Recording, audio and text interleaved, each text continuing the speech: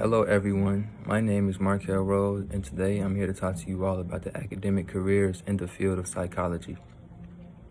So there are three main careers that I will be focusing on, which is a school psychologist, a school counselor, and a child psychologist. But before we get into those careers, I would like to highlight SIUE's programs that they have.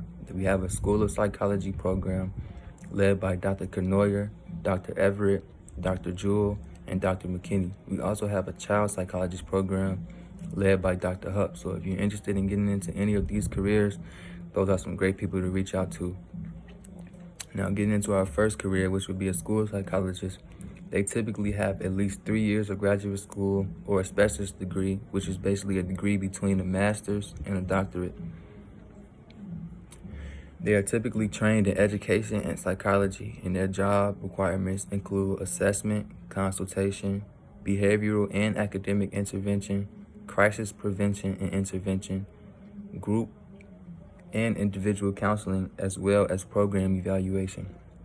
They are typically employed in public and private schools, mental health settings, and universities, but if you get your doctorate degree, you will be able to do private practice. The next career would be a school counselor. They need at least 2 years of graduate school, which will give them a master's degree.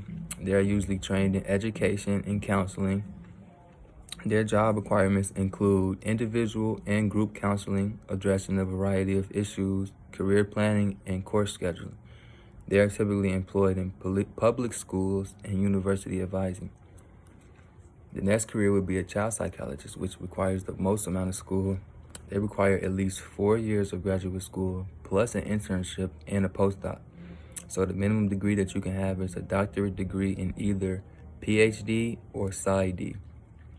They're usually trained in just psychology, so they're not typically trained in education or classroom management. They don't focus on the multiple factors that affect learning, rather specialize in the treatment of children.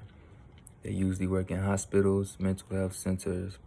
They do private practice, or they work in university settings. An important fact that you should know if you're planning on getting into one of these careers is that in 1975, the Education for All Handicapped Children Act happened. So in between the years of 1970 and 1980, the number of school psychologists doubled, basically. They doubled. And then they doubled again in the 1990s. So it is an increased demand for these types of jobs. Increased because of our growing population, as well as the people that already hold these jobs are reaching an age where they're finna retire, so they need to be replaced. So the job outlook is excellent for students wanting to get into this career. So from 2016 to 2026, there's expected to be a 14% employment growth. And the salary for these careers isn't that bad either. The median salary is $77,000, but most make in between the range of $58,000 and $100,000. So these would be great careers to get into if you want to work with children or adolescents. I hope this video gave you good information, and good luck.